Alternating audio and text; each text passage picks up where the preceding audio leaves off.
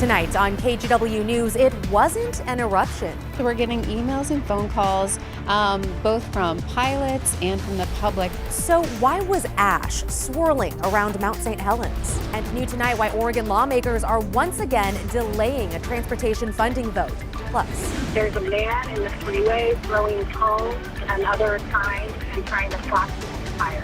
KGW investigates the man accused of bringing traffic to a halt on I-5. And turns out he's a local CEO. Then later, they disappeared from one Portland school, but now the Swifts are taking up roost at another.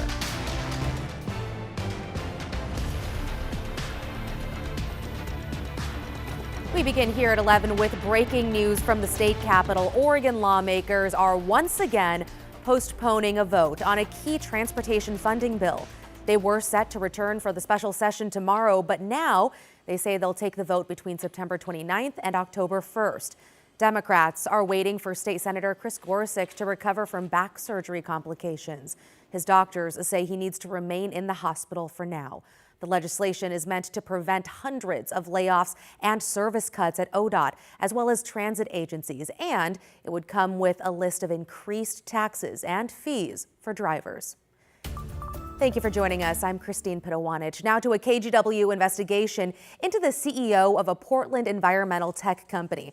Police say he turned I-5 into a crime scene back in June, slashing tires, threatening drivers, and leaving behind a homemade bomb that shut down the freeway. Investigative reporter Kyle Aboshi has been digging into the case. 911, what is the address of the emergency? Hi, I'm driving on I-5 South. I'm by exit 302B. There's a man in the freeway throwing cones and other signs and trying to flash people's tires on the freeway. On Saturday evening, June 14th, more than 30 people called 911, reporting a man causing mayhem in North Portland. Police say he slashed tires, threatened drivers, and planted a homemade bomb in the middle of a busy freeway. Days later, police arrested Alexander Wick, founder and CEO of an environmental tech company. So, what happened? Was this a protest or something more sinister? Using never-before-seen dashcam footage, police evidence, photos, social media posts, and court records, KGW reconstructed the incident. At 7:02 p.m., traffic came to a standstill on southbound Interstate 5 near the Failing Street pedestrian bridge.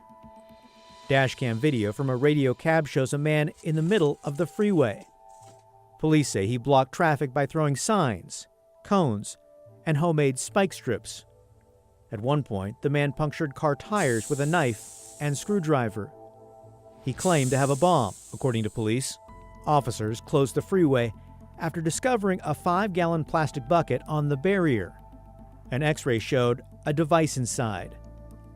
The bomb squad determined the improvised explosive device was a soda keg filled with 4-inch aluminum nails and some bleach, a potentially destructive mix.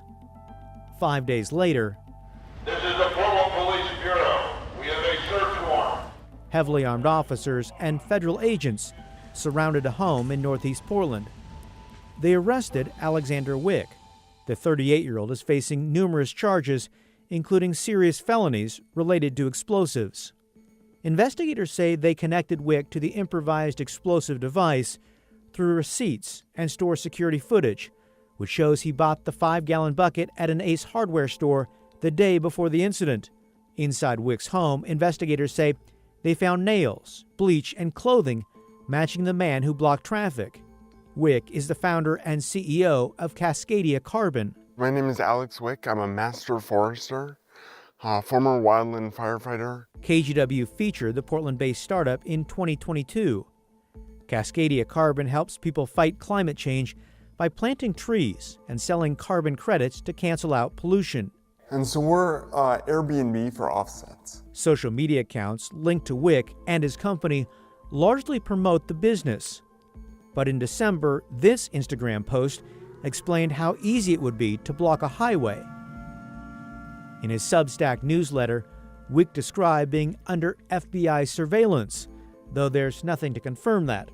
One day before the incident on I-5, Wick encouraged people to join a national anti-Trump demonstration. So, no King's Day is tomorrow, 6/14, Saturday. During a court hearing in July, Wick's lawyer suggested no one was at risk. At best, this was a misguided and highly disruptive protest activity. But prosecutors argue the evidence is clear. Wick's behavior and a homemade bomb went far beyond protest, crossing the line into something far more dangerous. Wick was also involved in a violent incident in May. According to police, he confronted two women and punched one of them in the face because their car was idling outside his home. No charges were filed in that case. A judge ruled he should stay behind bars while awaiting trial for the incident on I-5. So far, no trial date has been set. His defense lawyer did not respond to our request for comment. Kyle Aboshi, KGW News. If you have a story idea for Kyle to investigate, give him a call at the number on your screen. That's 503-226-5041, or you can email callkyle@kgw.com. The hot weather and high winds today created some challenging conditions for firefighters. Crews in Forest Grove had to race to put out flames when a tractor caught fire while cutting wheat. The wind pushed the fire across 7 acres near Gales Creek Road and Mystic Drive. This was one of at least 2 brush fires that broke out locally this afternoon. Thankfully, no one was hurt and no homes were damaged, but the tractor you see there was destroyed. At this point in the evening, cooler temps for sure as we look out from our Rose City Skycam. 76 degrees in downtown Portland tonight. Chief Meteorologist Matt Zaffino here now with a first look at your weather impact forecast. Hey, Matt. Hi, Christine. Yeah, cooler temperatures on the way, but I mean, we had record high temperatures today, so it was a fairly unusual September day. Right now in Portland, it is 76 degrees, still a bit of an east wind, and we're running 18 degrees warmer than the same time last night. But tomorrow will be cooler than what we had today. We have warming pretty much all around the entire state compared to 24 hours ago. Let's check out the records that fell today. Salem tied its record from 1929 and 1994. That was 93 degrees. Eugene broke the record of 93 by reaching 93 degrees. Tillamook destroyed its old record of 74 by reaching 91 degrees on the Oregon coast. Also Astoria, 89. That's a new record. And Newport, a new record at 79. So the coast really reaping the benefits, if you like warm weather, of this weather pattern we had. Now, part of the reason it was so warm is because of the strong east winds that we had. This is near Mount St. Helens, gust of 38, Government Camp at a gust of 43, which is even higher than the higher elevation sites up on Mountain Hood as we get the funneling through the passes there. A couple other places in the gorge, Crown Point, a gust of 64 as usual. But we'll have cooler weather tomorrow as the east winds end, and summer will end on a warm note. We'll have that in the 7-day forecast, Christine. Okay, beautiful. Thank you, Matt. New tonight, a Canby man lost nearly everything in a house fire and barely made it out alive. Now, friends are trying to help him recoup some of what was lost. Catherine Cook spoke with him tonight as he figures out what's next. Catherine. And Christine, Dick Paget is 74 and says he's not really sure what comes next. But despite losing so much, he says this is not a sob story. It's one of gratitude for things that matter. The flames are coming out the front door. Last Tuesday is a bit of a blur for Dick Paget. That's his Canby home going up in flames. He'd just woken up when he heard an electrical spark. I looked down to the side of my bed and there's already flames coming up. Paget tried to put out the flames, but it was no use. Within minutes, the whole house was on fire. I had to grab a pair of pants and ran for the front door. And that's about all he made it out with. The Crocs on his feet, those were in his car. He's thankful that wasn't destroyed. Just a little melted. Everything else? My cell phone's toast, and my iPad is toast. Gone. And while it would be completely reasonable for Paget to just be focused on himself right now, he's not.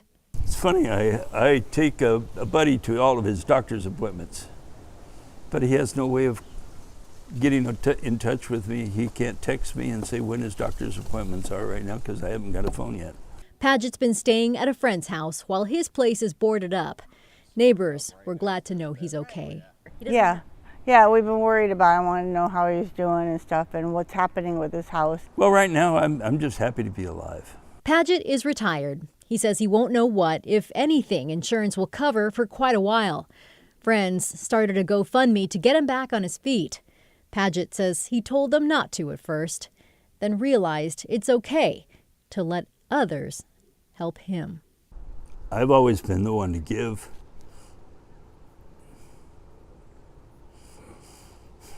And not ask. So, thank you. Of course, we'll add a link to that GoFundMe in our web story on KGW.com.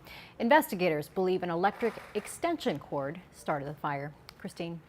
Wow, even in his time of need, he's thinking about other people, his friend who relies on him. What a story. Thank you, Catherine. Let's get you caught up now on tonight's other headlines. On the Oregon coast, authorities say someone fell into Thor's Well and drowned. It is a popular tourist attraction near Yachats. First responders say when they arrived this afternoon, wave conditions made a rescue attempt too dangerous. Later, after several tries, a rescue swimmer was able to recover the victim's body. A witness said they believe the person who drowned got too close to the edge of the well. Skeletal remains found nearly 50 years ago have now been identified as a missing Tigard woman. DNA helped identify the remains as Marian Vanetta Nagel McWhorter. She was 21 years old when she was last seen at a Tigard shopping mall back in 1974. A hiker found her skull 2 years later. The Lynn County Sheriff's Office is now working to determine how she died. The Justice Department is suing Oregon and Maine, claiming both states did not provide important voter registration information.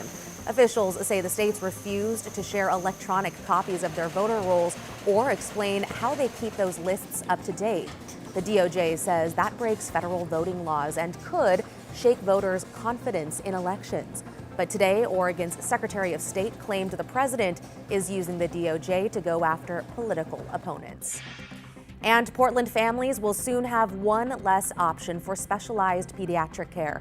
Providence St. Vincent is closing its pediatric intensive care unit. The hospital says they don't get enough patients in the unit. Providence says it's working with the nurses union to determine what's next for those who work in the pediatric ICU. The PICU, as other people call it, is expected to officially close the first week of November.